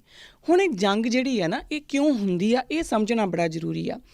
ਦੇਖੋ, ਜਦੋਂ ਸਿਵਲਾਈਜੇਸ਼ਨਸ ਗਰੋ ਕਰਨਗੀਆਂ ਨਾ, ਜਦੋਂ ਲੋਕ ਜ਼ਿਆਦਾ ਹੋਣਗੇ, ਨੰਬਰ ਵਧੂਗਾ, ਤਾਂ ਉਹਨਾਂ ਸਿਵਲਾਈਜੇਸ਼ਨਸ ਦੇ ਵਿੱਚ ਇੱਕ ਦੂਜੇ ਨੂੰ ਦਬਾਉਣ ਦੀ, ਜ਼ਿਆਦਾ ਜ਼ਮੀਨ ਲੈਣ ਦੀ, ਉਹ ਜਿਹੜੀ ਗਰੀਡ ਹੈ, ਜਿਹੜਾ ਹੰਕਾਰ ਔਰ ਲੋਭ, ਇਹ ਸਾਰਾ ਆਉਂਦਾ ਜਾਊਗਾ। ਉਹ ਲਾਲਚ ਆਊਗਾ ਕਿ ਮੈਂ ਹੋਰ ਲਵਾਂ, ਔਰ ਜਿਹਦੇ ਕੋਲ ਜ਼ਿਆਦਾ ਹੋ ਗਈ ਜ਼ਮੀਨ ਜਾਂ ਜਿਹਦੇ ਕੋਲ ਜ਼ਿਆਦਾ ਰਿਸੋਰਸਿਸ ਹੋ ਗਏ, ਉਹਨੂੰ ਇਹ ਲੱਗੂਗਾ ਕਿ ਮੈਂ ਇਹਨਾਂ ਤੋਂ ਸਭ ਤੋਂ ਵੱਡਾ ਹੋ ਗਿਆ, ਇਸ ਕਰਕੇ ਮੈਂ ਅਗਲੇ ਨੂੰ ਦੱਬ ਸਕਦਾ ਹਾਂ। ਹੁਣ ਜਿਹਨੂੰ ਦੱਬਿਆ ਜਾ ਰਿਹਾ, ਉਹ ਤੁਸੀਂ ਅਗਰ ਬਾਲ ਦੇ ਉੱਪਰ ਵੀ ਪ੍ਰੈਸ਼ਰ ਪਾਈ ਜਾਓ ਨਾ, ਬਾਲ ਐਟ ਦੀ ਐਂਡ ਤੁਹਾਡੇ ਥੱਲਿਓਂ ਦੀ ਨਿਕਲੂਗਾ ਹੀ ਨਿਕਲੂਗਾ। So that is how war is. ਜਦੋਂ ਵੀ ਸਪਰੈਸ਼ਨ ਹੋਊਗਾ, ਤਾਂ ਜਦੋਂ ਵੀ ਓਪਰੈਸ਼ਨ ਹੋਊਗਾ, ਸਪਰੈਸ਼ਨ ਹੋਊਗਾ, ਰੈਬੇਲੀਅਨ ਹੋਣੀ ਹੀ ਹੋਣੀ ਆ। ਉਹਨੂੰ ਤੁਸੀਂ ਟਾਲ ਹੀ ਨਹੀਂ ਸਕਦੇ। ਜਦ ਤੱਕ ਹਿਊਮਨ ਸਿਵਲਾਈਜੇਸ਼ਨ ਹੈ, ਔਰ ਜਦੋਂ ਤੱਕ ਇਨਸਾਨ ਦੇ ਵਿੱਚ ਇੱਕ ਦੂਜੇ ਨੂੰ ਮਾਰ ਕੱਟ ਕੇ ਹੋਰ ਜ਼ਿਆਦਾ ਲੈ ਲੈਣ ਦੀ ਸ਼ਮਤਾ ਹੈਗੀ ਆ, ਜਾਂ ਇਹ ਭੁੱਖ ਹੈਗੀ ਆ ਕਿ ਮੈਂ ਉਹਦੇ ਕੋਲੋਂ ਵੀ ਖੋਲਾਂ, ਮੇਰੇ ਕੋਲ ਆ ਵੀ ਮੇਰੇ ਕੋਲ ਹੋਵੇ, ਇੱਥੋਂ ਦੇ ਪਾਣੀ ਵੀ ਮੇਰੇ ਕੋਲ ਹੋਣ, ਇੱਥੋਂ ਦਾ ਅਨਾਜ ਵੀ ਮੇਰੇ ਕੋਲ ਹੋਵੇ, ਉਦੋਂ ਤੱਕ ਜਿਹੜੀ ਆ ਉਹ ਵੌਰ ਤੁਸੀਂ ਟਾਲ ਸਕਦੇ ਹੀ ਨਹੀਂ ਆ। ਜੇ ਤੁਸੀਂ ਅੱਜ ਦੇ ਟਾਈਮ ਦੀ ਗੱਲ ਵੀ ਕਰੋ, ਜਦੋਂ ਆਪਾਂ ਬਾਇਓ ਵੌਰ ਦੀ ਗੱਲ ਕਰ ਰਹੇ ਹਾਂ ਕਿ ਆ ਬਾਇਓ ਵੌਰਸ ਆ, ਉਹ ਕੀ ਆ? ਬੇਸਿਕਲੀ ਕੁਛ ਇੱਕ ਲੋਕ ਨੇ, ਕੁਛ ਇੱਕ ਪੂੰਜੀਪਤੀ ਨੇ, ਜਿਨ੍ਹਾਂ ਨੂੰ ਲੱਗਦਾ ਕਿ ਸਾਡੇ ਕੋਲ ਸਾਰਾ ਸਰਮਾਇਆ ਹੋਣਾ ਚਾਹੀਦਾ, ਪੂਰੀ ਵਰਲਡ ਨੂੰ ਅਸੀਂ ਕੰਟਰੋਲ ਕਰੀਏ। ਇਹ ਉਹਨਾਂ ਦਾ ਆਪਣਾ ਇੱਕ ਲਾਲਚ ਆ। ਉਸ ਲਾਲਚ ਨੂੰ ਪੂਰਾ ਕਰਨ ਲਈ ਉਹ ਪੂਰੀ ਦੁਨੀਆ ਨੂੰ ਇੱਕ ਬਾਇਓ ਵੌਰ ਦੇ ਚੱਕਰ ਦੇ ਵਿੱਚ ਧੱਕ ਦਿੰਦੇ ਆ। ਸੋ ਬੇਸਿਕਲੀ ਜਿਹੜੀ ਵੌਰ ਹੈ ਨਾ, ਉਹ ਕਦੀ ਵੀ ਜਿਹੜੇ ਦੱਬੇ ਹੋਏ ਲੋਕ ਹੁੰਦੇ, ਉਹ ਸ਼ੁਰੂ ਨਹੀਂ ਕਰਦੇ ਹੁੰਦੇ। ਵੌਰ ਉਹ ਲੋਕ ਸ਼ੁਰੂ ਕਰਦੇ ਹੁੰਦੇ ਆ ਜਿਹੜੇ ਦਬਾਉਣ ਦੀ ਕੋਸ਼ਿਸ਼ ਕਰਦੇ ਆ, ਅਤੇ ਜਦੋਂ ਉਹ ਦਬਾਉਣ ਦੀ ਕੋਸ਼ਿਸ਼ ਕਰਦੇ ਆ, ਕਿਤੇ ਨਾ ਕਿਤੇ ਕਿਸੇ ਪੁਆਇੰਟ 'ਤੇ ਜਾ ਕੇ ਇੱਕ ਪ੍ਰੈਸ਼ਰ ਬਿਲਡ ਹੁੰਦਾ ਆ, ਅਤੇ ਜਿਹੜੇ ਲੋਕ ਦੱਬੇ ਜਾ ਰਹੇ ਹੁੰਦੇ ਆ ਉਹ ਰਿਵੋਲਟ ਬੈਕ ਕਰ ਦਿੰਦੇ ਆ। ਪਰ ਕਿਉਂਕਿ ਉਹ ਵਿਚਾਰੇ ਦੱਬੇ ਕੁਚਲੇ ਲੋਕ ਸੀ, ਉਹ ਰਿਵੋਲਟ ਕਰਦੇ ਆ, ਉਹਨਾਂ ਕੋਲ ਹੋਰ ਕੋਈ ਤਰੀਕਾ ਨਹੀਂ ਹੁੰਦਾ।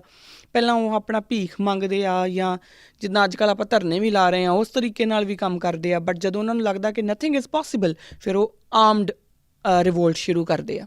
ਔਰ ਉਸ ਟਾਈਮ ਦੇ ਉੱਤੇ ਕਿਉਂਕਿ ਜਿਹੜਾ ਜ਼ਿਆਦਾ ਪਾਵਰਫੁੱਲ ਹੈ ਉਹਦੇ ਹੱਥ 'ਚ ਸਾਰਾ ਕੁਛ ਹੈ, ਫਿਰ ਉਹ ਉਹਨਾਂ ਨੂੰ ਡਿਮੀਨ ਕਰਦਾ, ਡਿਮਨਾਈਜ਼ ਕਰਦਾ, ਇਹ ਦੱਸਦਾ ਕਿ ਦੇਖੋ ਇਹ ਲੋਕ ਜਿਹੜੇ ਨੇ ਇਹ ਬਾਗੀ ਨੇ। ਬਾਗੀ ਵੀ ਨਹੀਂ ਕਹਿੰਦਾ, ਫਿਰ ਉਹਨਾਂ ਨੂੰ ਅੱਤਵਾਦੀ ਕਹਿੰਦਾ ਆ, ਇਹ ਅੱਤਵਾਦੀ ਲੋਕ ਨੇ, ਹੈ ਨਾ। ਫਿਰ ਉਹਨਾਂ ਨੂੰ ਡਿਮੀਨ ਕਰਕੇ, ਡਿਮਨਾਈਜ਼ ਕਰਕੇ ਉਹਨਾਂ ਨੂੰ ਉਹਨਾਂ ਦੇ ਵਾਸਤੇ ਇੱਕ ਮਾਰਨ ਦਾ ਇੱਕ ਜਿਹੜਾ ਜ਼ਰੀਆ ਆ ਉਹ ਬਣਾ ਲੈਂਦੇ ਆ। ਸਾਡੇ ਨਾਲ ਇੱਦਾਂ ਹੁੰਦਾ ਰਿਹਾ ਆ। ਸੋ ਤੁਹਾਡੀ ਜਿਹੜਾ ਸਵਾਲ ਸੀਗਾ ਕਿ ਸਾਨੂੰ 2020 ਦੇ ਵਿੱਚ ਜੰਗ ਨੂੰ ਕਿੰਨੀ ਕੁ ਅਹਿਮੀਅਤ ਦੇਣੀ ਚਾਹੀਦੀ ਆ, ਤਾਂ ਜੰਗ ਨੂੰ ਤਾਂ ਵੈਸੇ ਮੇਰੇ ਵੱਲੋਂ ਕਦੀ ਵੀ ਅਹਿਮੀਅਤ ਨਹੀਂ ਦਿੱਤੀ ਜਾਣੀ ਚਾਹੀਦੀ, ਕਿਉਂਕਿ ਜੰਗਾਂ ਦੇ ਵਿੱਚ ਕਦੀ ਵੀ ਕੋਈ ਜਿੱਤਦਾ ਨਹੀਂ ਹੁੰਦਾ, ਸਿਰਫ ਪਰਿਵਾਰ ਹਾਰਦੇ ਹੁੰਦੇ ਆ। ਔਰ ਇੱਕ ਬਹੁਤ ਆਲ ਮਾਈ ਸਨਸ ਇੱਕ ਬੜਾ ਪਿਆਰਾ ਪਲੇ ਆ, ਜੇ ਕਦੀ ਮੌਕਾ ਮਿਲੇ ਤਾਂ ਉਹ ਪੜ੍ਹੋ, ਆਲ ਮਾਈ ਸਨਸ। ਉਹਦੇ ਵਿੱਚ ਹੈ ਹੀ ਇਹ ਕਿ ਜਦੋਂ ਜੰਗ ਲੱਗਦੀ ਆ ਨਾ ਤੇ ਸਿਰਫ ਜਿਹੜੇ ਪੂੰਜੀਪਤੀ ਆ ਉਹੀ ਜਿੱਤਦੇ ਆ, ਬਾਕੀ ਸਾਰੀ ਦੁਨੀਆ ਹੀ ਹਾਰ ਜਾਂਦੀ ਆ। ਕਿਉਂਕਿ ਜਿਹੜੇ ਉੱਧਰਲੇ ਪਾਸੇ ਚਾਹੇ ਕੋਈ ਇੱਕ ਪਾਰਟੀ ਜਿੱਤ ਵੀ ਗਈ ਨਾ, ਉੱਧਰ ਵੀ ਜਿਨ੍ਹਾਂ ਘਰਾਂ ਦਾ ਨੁਕਸਾਨ ਹੋ ਗਿਆ ਉਹ ਹਾਰ ਗਏ। ਅਤੇ ਜੰਗ ਨੂੰ ਕਦੀ ਕੋਈ ਅਹਿਮੀਅਤ ਦਿੱਤੀ ਨਹੀਂ ਜਾਣੀ ਚਾਹੀਦੀ, ਪਰ ਜਦੋਂ ਤੁਹਾਡੇ ਉੱਤੇ ਕੋਈ ਤਸ਼ੱਦਦ ਕਰਦਾ ਹੈ, ਜ਼ੁਲਮ ਕਰਦਾ ਹੈ, ਤਾਂ ਉਸ ਜ਼ੁਲਮ ਦੇ ਖਿਲਾਫ ਆਵਾਜ਼ ਚੁੱਕਣਾ ਵੀ ਤੁਹਾਡਾ ਫਰਜ਼ ਬਣਦਾ ਆ। ਸਿਰਫ ਇਸ ਕਰਕੇ ਕਿ ਅਸੀਂ ਜੰਗ ਨਹੀਂ ਚਾਹੁੰਦੇ ਅਤੇ ਅਸੀਂ ਆਪਣੇ ਉੱਤੇ ਜ਼ੁਲਮ ਹੁੰਦੇ ਰਹਿਣ ਦੀਏ, ਉਹ ਪੋਸੀਬਲ ਨਹੀਂ ਹੁੰਦਾ। ਜੇ ਉੱਦਾਂ ਕਰੋਗੇ ਤਾਂ ਮਰ ਜਾਓਗੇ, ਖ਼ਤਮ ਹੋ ਜਾਓਗੇ। ਉਹ ਆਲਰੇਡੀ ਤੁਸੀਂ ਇੱਕ ਜੰਗ ਦੇ ਵਿੱਚ ਹੋਵੋਗੇ। ਸੋ ਇਸ ਕਰਕੇ ਇਸ ਗੱਲ ਦਾ ਜਵਾਬ ਸਿਰਫ ਇੰਨਾ ਕੁ, ਜੰਗਾਂ ਨੂੰ ਅਗਰ ਕੋਈ ਰੋਕ ਸਕਦਾ ਤਾਂ ਪਾਵਰਫੁੱਲ ਲੋਕ ਰੋਕ ਸਕਦੇ ਆ। ਜਿਹੜਾ ਆਲਰੇਡੀ ਸੁਪਰੈਸਡ ਬੰਦਾ ਆ ਉਹ ਨਹੀਂ ਰੋਕ ਸਕਦਾ। ਉਹ ਸਿਰਫ ਇੱਕੋ ਤਰੀਕੇ ਨਾਲ ਰੋਕ ਸਕਦਾ ਕਿ ਉਹ ਆਪਣੀ ਸੁਪਰੈਸ਼ਨ ਮੰਨ ਲਏ। ਉਹ ਮੰਨ ਲਏ ਕਿ ਤੁਸੀਂ ਮੈਨੂੰ ਮਾਰੋ, ਕੁੱਟੋ, ਮੇਰਾ ਜੋ ਮਰਜ਼ੀ ਕਰ ਦਿਓ, ਮੈਂ ਜਵਾਬ ਨਹੀਂ ਦਊਂਗਾ। ਉਹ ਮੰਨ ਲਏ, ਫਿਰ ਭਾਵੇਂ ਜੰਗ ਉਹ ਵਿਚਾਰਾ ਰੋਕ ਸਕੇ। ਅਦਰਵਾਈਜ਼ ਨਾ ਉਹ ਜੰਗ ਸ਼ੁਰੂ ਕਰਦਾ ਆ, ਨਾ ਉਹ ਜੰਗ ਰੋਕ ਸਕਦਾ ਆ। ਹਾਂ, ਆਪਣੇ ਹੱਕਾਂ ਲਈ ਉਹ ਆਵਾਜ਼ ਜ਼ਰੂਰ ਚੁੱਕਦਾ ਆ, ਜਿਹਨੂੰ ਸਪਰੈਸ ਕਰਨ ਲਈ ਇਹ ਲੋਕ ਫਿਰ ਆਪਣੀਆਂ ਫੌਜਾਂ ਲਾਉਂਦੇ ਆ ਔਰ ਉਹਨਾਂ ਉੱਤੇ ਤਸ਼ੱਦਦ ਕਰਦੇ ਆ। ਫਿਰ ਜਦੋਂ ਉਹ ਰਿਟੈਲੀਏਟ ਕਰਦੇ ਆ ਤਾਂ ਉਹਨਾਂ ਨੂੰ ਫਿਰ ਇਹ ਕਹਿ ਦਿੰਦੇ ਕਿ ਇਹ ਆਪਾਂ ਖੂਨ ਦੇਖ ਰਹੇ ਹਾਂ। ਸੋ ਇਸ ਕਰਕੇ ਇਹ ਜਿਹੜਾ ਸਵਾਲ ਹੈ ਤੁਹਾਡਾ ਬਹੁਤ ਵੱਡਾ ਸਵਾਲ ਹੈ, ਪਰ ਇਹਨੂੰ ਜੇ ਤੁਸੀਂ ਵਾਕਈ ਸਮਝਣਾ ਸ਼ੁਰੂ ਕਰੋ ਤਾਂ ਇਹ ਦੇਖਣਾ ਸ਼ੁਰੂ ਕਰੋ ਕਿ ਲੜਾਈਆਂ ਲੱਗਦੀਆਂ ਕਿਉਂ ਆ, ਕੌਣ ਲਾਉਂਦਾ ਲੜਾਈਆਂ, ਕੌਣ ਸ਼ੁਰੂ ਕਰਦਾ ਲੜਾਈਆਂ, ਅਤੇ ਫਿਰ ਉਹ ਜਦੋਂ ਜਿਹੜੇ ਲੋਕ ਉਹਨਾਂ ਦੇ ਖਿਲਾਫ ਹੁੰਦੇ ਆ ਉਹ ਕੌਣ ਹੁੰਦੇ ਆ, ਹੈ ਨਾ। ਔਰ ਉਹਨਾਂ ਕੋਲ ਹੋਰ ਚਾਰਾ ਕੀ ਸੀਗਾ ਖਿਲਾਫ ਹੋਣ ਤੋਂ ਬਜਾਏ।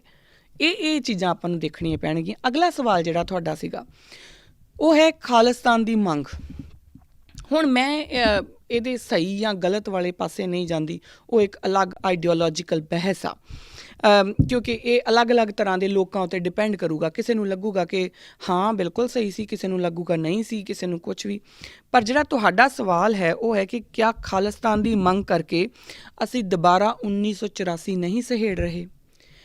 ਹੁਣ ਵੀਰ ਜੀ, ਆਪਾਂ ਤੁਹਾਡੇ ਸਵਾਲ ਦਾ ਜਿਹੜਾ ਹੈਗਾ ਉਹ ਇਹ ਹੈ ਕਿ ਤੁਸੀਂ ਇਹ ਪੁੱਛਣਾ ਚਾਹੁੰਦੇ ਹੋ ਕਿ ਜੇ ਆਪਾਂ ਖਾਲਿਸਤਾਨ ਦੀ ਅੱਜ ਮੰਗ ਕਰਦੇ ਹਾਂ ਤਾਂ ਕਿਆ ਆਪਾਂ 1984 ਨਹੀਂ ਸਹੇੜ ਰਹੇ। ਹੁਣ 1984 ਸਹੇੜਨ ਦਾ ਮਤਲਬ ਤੁਹਾਡਾ ਕੀ ਆ? ਉਹ ਜੋ ਸਾਡੇ ਦਰਬਾਰ ਸਾਹਿਬ 'ਤੇ ਹੋਇਆ, ਜਾਂ ਉਹ ਜੋ ਦਿੱਲੀ ਕਤਲੇਆਮ ਦੇ ਵਿੱਚ ਜੋ ਸਾਡਾ ਜੈਨੋਸਾਈਡ ਹੋਇਆ ਦਿੱਲੀ, ਉਹਦੇ ਬਾਰੇ ਤੁਸੀਂ ਗੱਲ ਕਰ ਰਹੇ ਹਾਂ ਕਿ ਜੇ ਅਸੀਂ ਆਪਣੇ ਕਿਸੇ ਵੀ ਹੱਕ ਵਾਸਤੇ ਆਵਾਜ਼ ਚੁੱਕਦੇ ਹਾਂ ਅਤੇ ਸਾਡਾ ਇਸੇ ਤਰੀਕੇ ਨਾਲ ਜਿਹੜਾ ਨਸਲਕੁਸ਼ੀ ਕੀਤੀ ਜਾਊਗੀ। ਇਹ ਤੁਹਾਡਾ ਡਰ ਆ, ਇਹ ਤੁਹਾਡਾ ਸਵਾਲ ਆ। ਹੁਣ ਇਹ ਸਵਾਲ ਆਪਣੇ ਆਪ ਵਿੱਚ ਬੜਾ ਲੋਡਡ ਆ। ਖੈਰ, ਜਿਸ ਤਰੀਕੇ ਨਾਲ ਮੈਨੂੰ ਸਮਝ ਆਉਂਦੀ ਹੈ ਮੈਂ ਉਹਨਾਂ ਕੁ ਤੁਹਾਡੇ ਨਾਲ ਸਾਂਝਾ ਕਰਦੀ ਹਾਂ। ਦੇਖੋ, ਪਹਿਲਾਂ ਆਪਾਂ ਇਸ ਚੀਜ਼ ਨੂੰ ਡੀਕੋਡ ਕਰ ਲਈਏ। ਜਿਹੜਾ ਸੈਪਰੇਟਿਸਟ ਜਾਂ ਜਿਹੜੇ ਏਜੰਡਾਜ਼ ਹੁੰਦੇ ਆ ਨਾ, ਜਦੋਂ ਕੋਈ ਲੋਕ ਜਿਹੜੇ ਆ ਆਪਣਾ ਵੱਖਰਾ ਦੇਸ਼ ਮੰਗਣਾ ਸ਼ੁਰੂ ਕਰਦੇ ਆ, ਉਹਦੇ ਪਿੱਛੇ ਕਾਰਨ ਕੀ ਹੁੰਦੇ ਆ। ਮੈਂ ਆਪਣੇ ਵੱਲੋਂ ਕੁਛ ਨਹੀਂ ਕਹਿ ਰਹੀ। ਮੈਟਾ ਸਪੈਂਸਰ ਦੀ ਕਿਤਾਬ ਹੈ ਸੈਪਰੇਟਿਜ਼ਮ, ਡੈਮੋਕ੍ਰੇਸੀ ਐਂਡ ਡਿਸਇੰਟੀਗ੍ਰੇਸ਼ਨ। ਇਹਦੇ ਵਿੱਚ ਤੁਸੀਂ ਦੇਖ ਸਕਦੇ ਆ, ਇਹਦੇ ਵਿੱਚ ਉਹਨਾਂ ਨੇ ਬੜੇ ਤਰੀਕੇ ਨਾਲ ਉਹਨਾਂ ਨੇ ਦੱਸਿਆ, ਇੱਕ ਲਿਸਟ ਦਿੱਤੀ ਆ ਕਿ ਕਦੋਂ ਲੋਕ ਜਿਹੜੇ ਆ ਉਹ ਸੈਪਰੇਟ ਸਟੇਟ ਦੀ ਮੰਗ ਕਰਨੀ ਸ਼ੁਰੂ ਕਰਦੇ। ਉਹ ਕਹਿੰਦੇ ਕਿ ਪਹਿਲਾ, ਜਦੋਂ ਉਹਨਾਂ ਦੀ emotional resentment and hatred of rival communities, ਕੁਝ ਖਾਸ ਤਬਕੇ ਦੇ ਲੋਕ ਜਦੋਂ ਇਹ ਸੋਚਣਾ ਸ਼ੁਰੂ ਕਰ ਦਿੰਦੇ ਆ ਜਾਂ ਸਮਝਣਾ ਸ਼ੁਰੂ ਕਰ ਦਿੰਦੇ ਆ ਕਿ ਜਿਹੜੇ ਉਹਨਾਂ ਦੇ ਨਾਲ ਰਹਿ ਰਹੇ ਦੂਸਰੀ ਧਿਰ ਹੈ ਉਹ ਉਹਨਾਂ ਨੂੰ ਨਫ਼ਰਤ ਕਰਦੀ ਆ, ਉਹਨਾਂ ਦੇ ਨਾਲ ਉਹ ਉਹਨਾਂ ਨੂੰ ਹੇਟ ਕਰਦੀ ਆ, ਉਦੋਂ ਉਹਨਾਂ ਨੂੰ ਲੱਗਦਾ ਕਿ ਫਿਰ ਠੀਕ ਆ, ਫਿਰ ਆਪਾਂ ਆਪਣਾ ਵੱਖਰਾ ਬਣਾ ਲੈਂਦੇ ਹਾਂ। ਦੂਸਰਾ, protection from genocide and ethnic cleansing. ਜਦੋਂ ਇੱਕ ਖਾਸ ਤਬਕੇ ਦੇ ਲੋਕਾਂ ਨੂੰ ਇਹ ਲੱਗਦਾ ਆ ਕਿ ਸਾਨੂੰ ਮਾਰ ਦਿੱਤਾ ਜਾਊਗਾ, ਸਾਡਾ ਜੈਨੋਸਾਈਡ ਕਰ ਦਿੱਤਾ ਜਾਊਗਾ, ਇਹ ਲੋਕ ਸਾਨੂੰ ਖ਼ਤਮ ਕਰਨਾ ਚਾਹੁੰਦੇ ਆ, ਉਦੋਂ ਫਿਰ ਉਹ ਰਿਵੋਲਟ ਕਰਦੇ ਆ, ਉਦੋਂ ਉਹ ਸੈਪਰੇਟ ਸਟੇਟ ਦੀ ਮੰਗ ਕਰਦੇ ਆ। ਤੀਸਰੀ ਗੱਲ, resistance by victims of oppression including denigration of their language, culture and religion। ਜਦੋਂ ਜਿਹੜੇ ਓਪਰੈਸ਼ਨ ਦਾ ਸ਼ਿਕਾਰ ਹੋ ਰਹੇ ਹੁੰਦੇ ਆ ਲੋਕ, ਜਦੋਂ ਉਹਨਾਂ ਨੂੰ ਇਹ ਲੱਗਦਾ ਹੈ ਕਿ ਸਾਡੀ ਲੈਂਗੁਏਜ, ਭਾਸ਼ਾ, ਸਾਡਾ ਕਲਚਰ ਅਤੇ ਸਾਡਾ ਧਰਮ ਤਿੰਨੇ ਹੀ ਚੀਜ਼ਾਂ ਖਤਰੇ ਦੇ ਵਿੱਚ ਆ, ਇਹ ਲੋਕ ਇਹ ਤਿੰਨੇ ਹੀ ਚੀਜ਼ਾਂ ਸਾਡੀਆਂ ਖ਼ਤਮ ਕਰਨੀਆਂ ਚਾਹੁੰਦੇ ਆ, ਉਦੋਂ ਫਿਰ ਉਹ ਸੈਪਰੇਟਿਜ਼ਮ ਵੱਲ ਵੱਧਦੇ ਆ। ਹੁਣ ਇਹ ਜਿਹੜੀਆਂ 3 ਪੁਆਇੰਟਰ ਉਹਨਾਂ ਨੇ ਦਿੱਤੇ, ਹੋਰ ਵੀ ਬਹੁਤ ਲੰਬੀ ਲਿਸਟ ਆ, ਬਟ ਇਹ ਜਿਹੜੇ 3 ਪੁਆਇੰਟਰ ਆ ਤਕਰੀਬਨ ਇਹ ਤਿੰਨੇ ਪੁਆਇੰਟਰ 1984 ਦੇ ਵਿੱਚ ਨਿਕਲ ਕੇ ਬਾਹਰ ਆਏ। ਜੇ ਤੁਸੀਂ ਇਹ ਦੇਖੋ ਨਾ ਤਾਂ ਖਾਲਿਸਤਾਨ ਦੀ ਜਿਹੜੀ ਮੰਗ ਆ, ਜਦੋਂ ਤੁਸੀਂ ਕਹਿੰਦੇ ਆ ਕਿ ਭਿੰਡਰਾਂ ਵਾਲੇ ਨੇ ਨਹੀਂ ਸੀ ਕਹੀ, ਓਬਵੀਅਸਲੀ ਉਹਨਾਂ ਨੇ ਨਹੀਂ ਕਦੀ ਕਿਹਾ ਸੀਗਾ, ਬਹੁਤ ਬਾਅਦ 'ਚ ਆ ਕੇ ਕਿਹਾ। ਸ਼ੁਰੂ ਕਿੱਥੋਂ ਹੁੰਦੀ ਆ? ਅਨੰਦਪੁਰ ਸਾਹਿਬ ਦਾ ਮਤਾ ਪਾਸ, ਜਿਹੜਾ ਅਨੰਦਪੁਰ ਰੈਜ਼ੋਲੂਸ਼ਨ ਪਾਸ ਹੁੰਦਾ ਆ, ਉਸ ਤੋਂ ਬਾਅਦ ਉਹ ਜਿਹੜਾ ਅਨੰਦਪੁਰ ਰੈਜ਼ੋਲੂਸ਼ਨ ਪਾਸ ਹੁੰਦਾ ਆ, ਬੇਸਿਕਲੀ ਜਦੋਂ ਉਸ ਤੋਂ ਬਾਅਦ ਧਰਮ ਯੁੱਧ ਮੋਰਚਾ ਲੱਗਦਾ ਹੈ। ਮੈਂ ਬੜਾ ਫਾਸਟ ਫਾਰਵਰਡ ਤਰੀਕੇ ਨਾਲ ਦੱਸ ਰਹੀ ਹਾਂ। ਧਰਮ ਯੁੱਧ ਮੋਰਚੇ ਦੇ ਨਾਲ ਇੰਨੇ ਸਾਰੇ ਲੋਕ ਇਸ ਕਰਕੇ ਆ ਜਾਂਦੇ ਆ ਕਿਉਂਕਿ ਉਹਨਾਂ ਨੂੰ ਲੱਗਦਾ ਹੈ ਕਿ ਅਸੀਂ ਸੋਸ਼ਲੀ, ਇਕਨੋਮਿਕਲੀ ਅਤੇ ਪੋਲੀਟੀਕਲੀ ਦੱਬੇ ਜਾ ਰਹੇ ਹਾਂ, ਸਾਨੂੰ ਤਿੰਨਾਂ ਹੀ ਫਰੰਟ ਦੇ ਉੱਤੇ ਲੋਕ ਮਾਰ ਰਹੇ ਆ, ਕੁੱਟ ਰਹੇ ਆ, ਅਸੀਂ ਏਲੀਅਨੇਟ ਹੋ ਗਏ ਹਾਂ। ਉਸ ਟਾਈਮ 'ਤੇ ਉਹ ਲੋਕ ਜਿਹੜੇ ਆ ਧਰਮ ਯੁੱਧ ਮੋਰਚੇ ਦੇ ਨਾਲ ਲੱਗਣਾ ਸ਼ੁਰੂ ਹੁੰਦੇ ਆ। ਹੁਣ ਉਸ ਟਾਈਮ ਤੱਕ ਕੋਈ ਸੈਪਰੇਟ ਸਟੇਟ ਦੀ ਗੱਲ ਨਹੀਂ ਸੀਗੀ। ਜੇ ਤੁਸੀਂ ਅਨੰਦਪੁਰ ਦੇ ਮਤੇ ਦੇ ਸਾਰੇ ਪੁਆਇੰਟਸ ਪੜ੍ਹੋ ਤਾਂ ਤੁਹਾਨੂੰ ਇੱਕ ਵੀ ਪੁਆਇੰਟ ਐਸਾ ਨਹੀਂ ਲੱਗੂਗਾ ਜਿਹੜਾ ਤੁਹਾਨੂੰ ਲੱਗੇ ਕਿ ਨਹੀਂ ਇਹ ਤਾਂ ਗੈਰ ਵਾਜਬ ਆ, ਇਹ ਤਾਂ ਮੰਗਣਾ ਨਹੀਂ ਸੀ ਚਾਹੀਦਾ, ਕਿਉਂਕਿ ਪਾਣੀਆਂ ਦਾ ਮੁੱਦਾ ਆ। ਅੱਜ ਅਸੀਂ ਉਹੀ ਦੇਖ ਰਹੇ ਹਾਂ, ਸਾਡੀ ਸੈਂਟਰ ਜਿਹੜੀ ਸਟੇਟ ਆ ਉਹਦੇ ਕੋਲ ਸੈਂਟਰ ਨਾਲੋਂ ਵੱਧ ਅਧਿਕਾਰਾਂ ਦੀ ਗੱਲ ਸੀਗੀ। ਅੱਜ ਅਸੀਂ ਉਹਦੇ ਵਾਸਤੇ ਤਾਂ ਲੜ ਰਹੇ ਹਾਂ ਨਾ।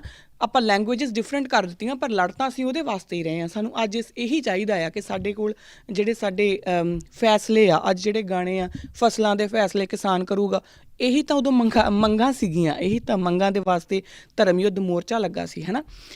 ਉਹ ਧਰਮ ਯੁੱਧ ਮੋਰਚੇ ਦੇ ਵਿੱਚੋਂ ਫਿਰ ਹੌਲੀ ਹੌਲੀ ਜਦੋਂ ਇਹਨਾਂ ਨੂੰ ਇਹ ਸਮਝ ਆਉਣੀ ਸ਼ੁਰੂ ਹੋਈ ਕਿ ਨਹੀਂ, ਇਹਨਾਂ ਨੂੰ ਤਾਂ ਸਾਡੇ ਨਾਲ ਨਫ਼ਰਤ ਆ, ਜਦੋਂ ਇਹ ਇੱਕ ਫੀਲਿੰਗ ਆ ਗਈ ਦੂਸਰੀ ਧਿਰ ਦੇ ਵਿੱਚ ਕਿ ਇਹ ਤਾਂ ਸਾਡੇ ਨਾਲ ਨਫ਼ਰਤ ਕਰਦੇ ਆ, ਇਹ ਤਾਂ ਸਾਡੇ ਗੁਰੂ ਸਾਹਿਬ ਦਾ ਜਿਹੜਾ ਅਪਮਾਨ ਵੀ ਕਰਾਉਂਦੇ ਆ ਨਿਰੰਕਾਰੀਆਂ ਦੇ ਕੋਲੋਂ, ਹੈ ਨਾ। ਉਹ ਬਕਾਇਦਾ ਜਿਹੜਾ ਉਹਨਾਂ ਦਾ ਇੱਕ ਪ੍ਰੋਸੈਸ਼ਨ ਵੀ ਨਿਕਲਦਾ ਆ। ਫਿਰ ਸਾਡੇ ਜਦੋਂ 13 ਨਿਹੰਗ ਸ਼ਹੀਦ ਹੁੰਦੇ ਆ, ਉਹਦਾ ਬੇਸਿਕਲੀ ਕੀ ਆ, ਉਹ ਮੁੱਢ ਵੱਜ ਜਾਂਦਾ ਕਿ ਨਹੀਂ, ਇਹਨਾਂ ਤੋਂ ਸਾਡੇ ਨਾਲ ਇੰਨੀ ਨਫ਼ਰਤ ਆ ਕਿ ਸਾਨੂੰ ਮਾਰ ਵੀ ਦੇਣਗੇ ਅਤੇ ਉਸ ਤੋਂ ਬਾਅਦ ਪੁਲਿਸ ਲਾਗੇ ਖਲੋ ਕੇ ਕੰਮ ਆਪ ਕਰਵਾਉਗੀ। ਇਹਦਾ ਮਤਲਬ ਕਿ ਪੂਰੀ ਸਟੇਟ, ਪੂਰਾ ਜਿਹੜਾ ਇੱਕ ਜਿਹੜਾ ਮਸ਼ੀਨਰੀ ਆ ਉਹ ਇੱਕ ਪਰਟੀਕੂਲਰ ਸੈਕਟ ਦੇ ਅਗੇਂਸਟ ਹੋ ਗਈ, ਹੈ ਨਾ, ਇੱਕ ਤਬਕੇ ਦੇ ਅਗੇਂਸਟ ਹੋ ਗਈ। ਫਿਰ ਉਸ ਟਾਈਮ ਦੇ ਉੱਤੇ ਉਹਨਾਂ ਨੂੰ ਇਹ ਲੱਗਦਾ ਹੈ ਕਿ ਨਹੀਂ, ਸਾਨੂੰ ਇੱਕ ਸੈਪਰੇਟ ਜਿਹੜੀ ਆ ਉਹ ਸਾਨੂੰ ਆਪਣੀ ਜਗ੍ਹਾ ਦੀ ਜ਼ਰੂਰਤ ਹੈ। ਉਦੋਂ ਇਹੋ ਜਿਹੀਆਂ ਭਾਵਨਾਵਾਂ ਸਾਹਮਣੇ ਆਉਂਦੀਆਂ ਹੁੰਦੀਆਂ।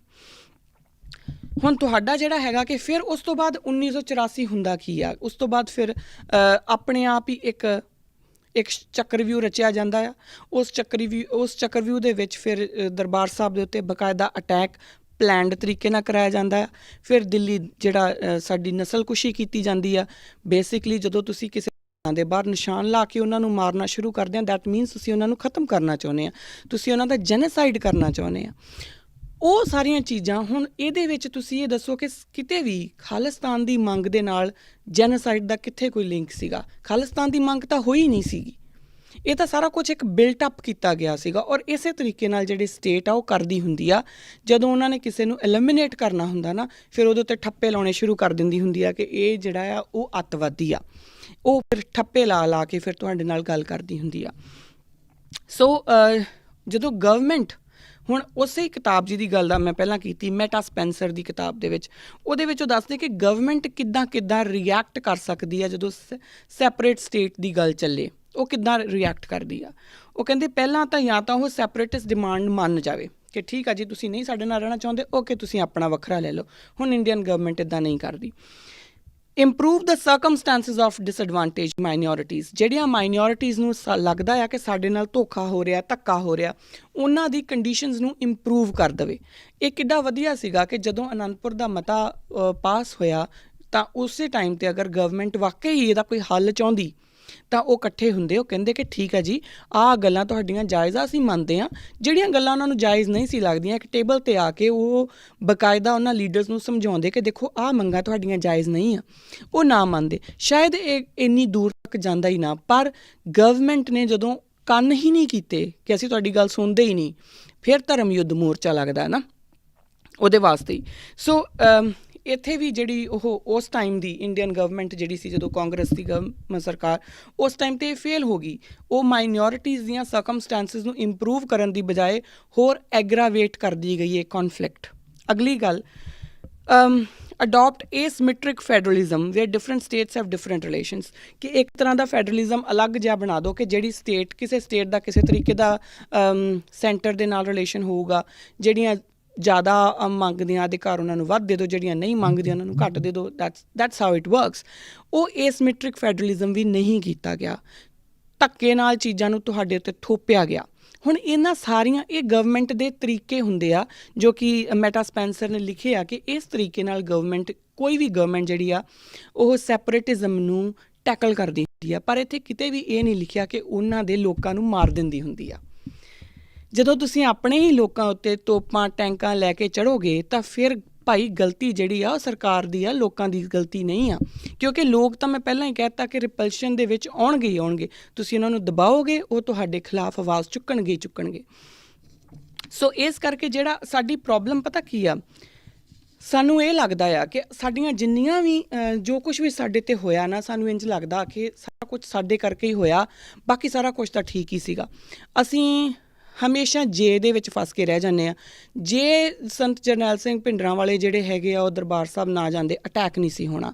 ਜੇ ਇੰਦਰਾ ਗਾਂਧੀ ਨੂੰ ਕੁਛ ਨਾ ਹੋਇਆ ਹੁੰਦਾ ਤਾਂ 1984 ਦੇ ਜਿਹੜਾ ਕਤਲੇਆਮ ਆ ਉਹ ਨਹੀਂ ਸੀ ਹੋਣਾ। ਜੇ ਧਰਮ ਯੁੱਧ ਮੋਰਚਾ ਨਾ ਲੱਗਦਾ ਤੇ ਇੱਥੋਂ ਤੱਕ ਗੱਲ ਨਹੀਂ ਸੀ ਪਹੁੰਚਣੀ।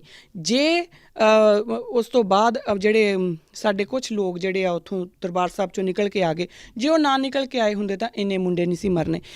ਔਰ ਅੱਜ ਅਸੀਂ ਕੀ ਕਰ ਰਹੇ ਹਾਂ, ਜੇ ਸਾਡੇ ਮੁੰਡੇ ਜਿਹੜੇ ਉਹ ਲਾਲ ਕਿਲ੍ਹੇ 'ਤੇ ਨਾ ਜਾਂਦੇ, ਅਸੀਂ ਤਾਂ ਮੋਰਚਾ ਜਿੱਤਿਆ ਸੀ। ਅਸੀਂ ਇਹ ਜੇ 'ਚ ਫਸ ਜਾਂਦੇ ਹਾਂ। ਬੇਸਿਕਲੀ ਇਹ ਜੇ ਸਾਡਾ ਐਸਕੇਪਿਜ਼ਮ ਆ। ਅਸੀਂ ਸੋਚਦੇ ਹਾਂ ਕਿ ਸਾਰਾ ਕੁਝ ਅਸੀਂ ਹੀ ਕੀਤਾ। ਕਿਉਂਕਿ ਅਸੀਂ ਬਹੁਤੀ ਵੱਡੀ ਜਿਹੜੀ ਪਾਵਰਫੁਲ ਜਗ੍ਹਾ ਹੁੰਦੀ ਆ, ਆਰਗੇਨਾਈਜੇਸ਼ਨ ਹੁੰਦੀ ਆ, ਅਸੀਂ ਉਹਨੂੰ ਜਵਾਬ ਨਹੀਂ ਦੇ ਪਾਉਂਦੇ। ਤੁਸੀਂ ਜਦੋਂ ਇਹ ਸਵਾਲ ਮੈਨੂੰ ਕਰ ਰਹੇ ਹਾਂ ਕਿ ਜਿਹੜੀ ਖਾਲਿਸਤਾਨ ਦੀ ਮੰਗ ਕਰਕੇ ਕਿਆ ਅਸੀਂ ਦੁਬਾਰਾ 1984 ਸਹੇੜ ਰਹੇ ਹਾਂ, ਪਹਿਲੀ ਗੱਲ ਤਾਂ ਇਹ ਕਿ ਖਾਲਿਸਤਾਨ ਦੀ ਮੰਗ ਇਸ ਟਾਈਮ ਦੇ ਉੱਤੇ ਕੋਈ ਕਰ ਨਹੀਂ ਰਿਹਾ ਪੰਜਾਬ ਦੇ ਵਿੱਚ ਬੈਠਾ। ਜਿਹੜੇ ਕਰ ਰਹੇ ਆ ਉਹ ਬਕਾਇਦਾ ਉਹਨੂੰ ਲੀਗਲ ਤਰੀਕੇ ਨਾਲ ਕਰ ਰਹੇ ਆ, ਜੁਡੀਸ਼ੀਅਲ ਤਰੀਕੇ ਨਾਲ ਕਰ ਰਹੇ ਆ। ਉੱਥੇ ਸਿਮਰਨਜੀਤ ਸਿੰਘ ਮਾਨ ਹੋਣਾ ਦੀ ਪਾਰਟੀ ਹੈ ਜਿਹੜੀ ਬਕਾਇਦਾ ਖਾਲਿਸਤਾਨ ਦੇ ਉੱਤੇ ਵੋਟਾਂ ਇਲੈਕਸ਼ਨਾਂ 'ਚ ਖੜੀ ਹੁੰਦੀ ਆ। ਉਹਨਾਂ ਦਾ ਏਜੰਡਾ ਹੁੰਦਾ ਆ ਉਹ, ਅਤੇ ਬਕਾਇਦਾ ਉਹਨਾਂ ਨੂੰ ਇਲੈਕਸ਼ਨ ਕਮਿਸ਼ਨ ਉੱਥੋਂ ਦਾ ਹੱਕ ਦਿੰਦਾ ਆ ਕਿ ਤੁਸੀਂ ਆਪਣਾ ਇਹ ਮੈਨੀਫੈਸਟੋ ਰੱਖ ਸਕਦੇ ਆ। ਫਿਰ ਹੀ ਉਹ ਕਰਦੇ ਆ ਨਾ। ਤਾਂ ਫਿਰ ਇਹਦੇ ਵਿੱਚ ਇਲੀਗਲ ਕੀ ਆ ਗਿਆ? ਜਦੋਂ ਕੁਝ ਇਲੀਗਲ ਹੈ ਹੀ ਨਹੀਂ ਤੇ ਫਿਰ 1984 ਵਾਲਾ ਮਾਹੌਲ ਕਿਉਂ ਬਣੂਗਾ? ਤੁਹਾਨੂੰ ਇਹ ਕਿਉਂ ਡਰ ਆ ਕਿ ਤੁਸੀਂ ਜਦੋਂ ਆਪਣੇ ਬਾਰੇ ਕੋਈ ਗੱਲ ਕਰੋਗੇ ਤਾਂ ਉਹ ਸਰਕਾਰ ਜਿਹੜੀ ਆ ਤੁਹਾਡਾ ਕਤਲੇਆਮ ਕਰ ਦੂਗੀ? ਦੈਟ ਮੀਨਸ ਕਿ ਆਪਾਂ ਇਹ ਮੰਨਦੇ ਹਾਂ ਕਿਤੇ ਨਾ ਕਿਤੇ ਅਸੀਂ ਗੁਲਾਮ ਆ। ਜੇ ਨਹੀਂ ਮੰਨਦੇ, ਜੇ ਅਸੀਂ ਗੁਲਾਮ ਨਹੀਂ ਹੈਗੇ, ਤਾਂ ਸਾਨੂੰ ਫਿਰ ਜਿਹੜੀ ਗਵਰਨਮੈਂਟ ਆ ਉਹਨਾਂ ਦੇ ਨਾਲ ਗੱਲ ਕਰਨੀ ਚਾਹੀਦੀ ਹੈ ਕਿ ਅਸੀਂ ਮਾਈਨੋਰਿਟੀ ਆ, ਆਹ ਸਾਡੀਆਂ ਪ੍ਰੋਬਲਮਸ ਆ, ਇਹਨਾਂ ਨੂੰ ਸੋਲਵ ਕਰੋ and then let's move ahead, ਹੈ ਨਾ। ਸੋ ਜਿਹੜੇ ਮੈਂ ਤੁਹਾਨੂੰ ਆਹ ਸਾਰੀ ਦੱਸੀ ਵੀ ਕਿ ਜਿਹੜਾ ਪੋਲੀਟੀਕਲੀ, ਸੋਸ਼ਲੀ, ਇਕਨੋਮਿਕਲੀ ਜਦੋਂ ਲੋਕਾਂ ਨੂੰ ਲੱਗਾ ਕਿ ਉਹ ਵੀਕ ਹੋ ਗਿਆ, ਉਦੋਂ ਧਰਮ ਯੁੱਧ ਮੋਰਚੇ ਦੇ ਵਿੱਚ ਉਹ ਗਏ। ਇਹ ਮੇਰੇ ਆਪਣੇ ਵਰਡਸ ਨਹੀਂ ਆ, ਇਹ ਵੀ ਵਰਜੀਨੀਆ ਵੈਨ ਡਾਈਕ ਦਾ ਇੱਕ ਪੇਪਰ ਹੈ, the Khalistan movement in Punjab, India and the post militancy era, 2009 ਦੇ ਵਿੱਚ ਛਪਿਆ ਸੀਗਾ ਏਸ਼ੀਆ ਸਰਵੇ ਦੇ ਵਿੱਚ। 49th ਵੋਲੀਅਮ, 6th ਇਸ਼ੂ, 975 ਤੋਂ 997 ਪੇਜ। ਇਹ ਤੁਸੀਂ ਆਪ ਪੜ੍ਹ ਸਕਦੇ ਆ। ਸੋ ਬੇਸਿਕਲੀ ਜਦੋਂ ਆਪਾਂ ਪ੍ਰੋਬਲਮਸ ਦੇਖਦੇ ਹਾਂ ਨਾ, ਤਾਂ ਅਸੀਂ ਉਹਨਾਂ ਨੂੰ ਬੜਾ ਸਕੈਟਰਡ ਤਰੀਕੇ ਨਾਲ ਦੇਖ ਲੈਂਦੇ ਹਾਂ। ਆਪਣੇ ਆਪ ਨੂੰ ਹਮੇਸ਼ਾ ਜਾਂ ਤਾਂ ਅਸੀਂ ਵਿਕਟਿਮ ਬਣ ਕੇ ਉੱਭਰਦੇ ਹਾਂ ਕਿ ਹਾਏ ਸਾਡੇ ਨਾਲ ਆਹ ਹੋ ਗਿਆ, ਜਾਂ ਅਸੀਂ ਆਪਣੇ ਆਪ ਨੂੰ ਆਪੇ ਹੀ ਕ੍ਰਿਮੀਨਲ ਬਣਾਈ ਜਾਂਦੇ ਹਾਂ। 1984 'ਚ ਅਸੀਂ ਕੁਛ ਨਹੀਂ ਸੀ ਕੀਤਾ ਕਿ ਸਾਡੇ ਉੱਤੇ ਇਹੋ ਜਿਹਾ ਨਸਲਕੁਸ਼ੀ ਹੋਵੇ। ਓਕੇ, ਅਗਰ ਗਵਰਨਮੈਂਟ ਦਾ ਨੈਰੇਟਿਵ ਮੰਨ ਵੀ ਲਈਏ, ਹੈ ਨਾ, ਤਾਂ ਉਹ ਗਵਰਨਮੈਂਟ ਦੀ ਕਿਸੇ ਇੱਕ ਪਰਟੀਕੂਲਰ ਲੋਕਾਂ ਦੇ ਨਾਲ, ਜਦ ਕਿ ਉਹ ਸਾਡੇ ਹੀ ਸੀ, ਸੰਤਾਂ ਦੇ ਨਾਲ। ਮੈਂ 100% ਸੰਤਾਂ ਦੇ ਨਾਲ ਹਾਂ। ਜਿਸ ਤਰੀਕੇ ਨਾਲ ਵੀ ਸੀਗਾ, ਅਤੇ ਉਹਦੇ ਵਾਸਤੇ ਆਮ ਲੋਕ ਜਿਹੜੇ ਵਿਚਾਰੇ ਆਪਣੇ ਘਰਾਂ ਦੇ ਵਿੱਚ ਸੀਗੇ, ਉਹ ਫੌਜੀ ਜਿਹੜੇ ਆਪਣੀਆਂ ਡਿਊਟੀਜ਼ ਕਰ ਕਰਕੇ ਦਿੱਲੀ ਦੇ ਵਿੱਚ ਰਹਿੰਦੇ ਸੀ, ਉਹਨਾਂ ਦੇ ਘਰਾਂ ਦੇ ਵਿੱਚੋਂ ਕੱਢ ਕੇ ਮਾਰਨ ਦਾ ਉਹਨਾਂ ਨੇ ਕੀ ਗੁਨਾਹ ਕੀਤਾ ਸੀ? ਕੁਛ ਵੀ ਨਹੀਂ। ਸੋ ਸਾਨੂੰ ਇਹ ਜਿਹੜਾ ਆਪਣੇ ਆਪ ਨੂੰ ਹੀ ਅਸੀਂ ਬਲੇਮ ਕਰਦੇ ਰਹਿੰਦੇ ਹਾਂ ਨਾ, ਇਸ ਮਾਨਸਿਕਤਾ 'ਚੋਂ ਬਾਹਰ ਨਿਕਲਣ ਦੀ ਲੋੜ ਆ। ਸਾਨੂੰ ਇਹ ਸਮਝਣਾ ਪਊਗਾ ਕਿ ਸਰਕਾਰਾਂ ਉਹੀ ਕਰਦੀਆਂ ਹੁੰਦੀਆਂ ਜੋ ਉਹਨਾਂ ਨੂੰ ਕਰਨਾ ਆ। ਇਹਦੇ 'ਚ ਜੇ ਕਿਤੇ ਨਹੀਂ ਆਉਂਦਾ। ਸਵਾਲ ਹੋਰ ਵੀ ਹੈਗੇ ਨੇ। ਅਗਲਾ ਜਿਹੜਾ ਐਪੀਸੋਡ ਆ ਉਹ ਮੈਂ ਕੁਐਸਚਨ ਆਨਸਰਸ ਦੇ ਵਿੱਚ ਹੀ ਕੰਟੀਨਿਊ ਕਰੂੰਗੀ, ਕਿਉਂਕਿ ਕੁਝ ਸਵਾਲਾਂ ਦੇ ਜਵਾਬ ਜਿਹੜੇ ਉਹ ਦੇਣੇ ਉਹ ਬਹੁਤ ਜ਼ਰੂਰੀ ਆ। ਅੱਜ ਦਾ ਜਿਹੜਾ ਸਮਾਂ ਉਹ ਮੇਰਾ ਸਮਾਪਤ ਹੋ ਰਿਹਾ। ਮੇਰੇ ਕੋਲ ਅਗਰ ਕੋਈ ਵੀ ਗਲਤੀ ਹੋ ਗਈ ਹੋਵੇ, ਭੁੱਲਾਂ ਚੁੱਕਾਂ ਦੀ ਖਿਮਾ। ਬਾਕੀ ਅਗਰ ਤੁਹਾਨੂੰ ਲੱਗਦਾ ਹੈ ਕਿ ਮੈਂ ਕਿਤੇ ਕੁਛ ਗਲਤ ਬੋਲ ਦਿੱਤਾ ਜਾਂ ਕੁਛ ਹੋਰ ਐਡ ਕਰਨਾ ਚਾਹੀਦਾ ਸੀਗਾ, ਤਾਂ ਜ਼ਰੂਰ ਤੁਸੀਂ ਆਪਣੀ ਸਾਨੂੰ ਈਮੇਲ ਦੇ ਥਰੂ ਸਾਨੂੰ ਇਨਫੋਰਮ ਕਰ ਸਕਦੇ ਹਾਂ, ਲਿਖ ਕੇ ਦੱਸੋ। ਮੈਂ ਬੜੀ ਖੁਸ਼ੀ ਨਾਲ ਉਸ ਚੀਜ਼ ਨੂੰ ਵਿੱਚ ਜ਼ਰੂਰ ਇਨਕੋਰਪੋਰੇਟ ਕਰੂੰਗੀ। ਇੰਨੀਆਂ ਗੱਲਾਂ ਦੇ ਨਾਲ ਆਪਣੀ ਮੈਨੂੰ ਦਿਓ ਇਜਾਜ਼ਤ। ਵਾਹਿਗੁਰੂ ਜੀ ਕਾ ਖਾਲਸਾ, ਵਾਹਿਗੁਰੂ ਜੀ ਕੀ ਫਤਿਹ।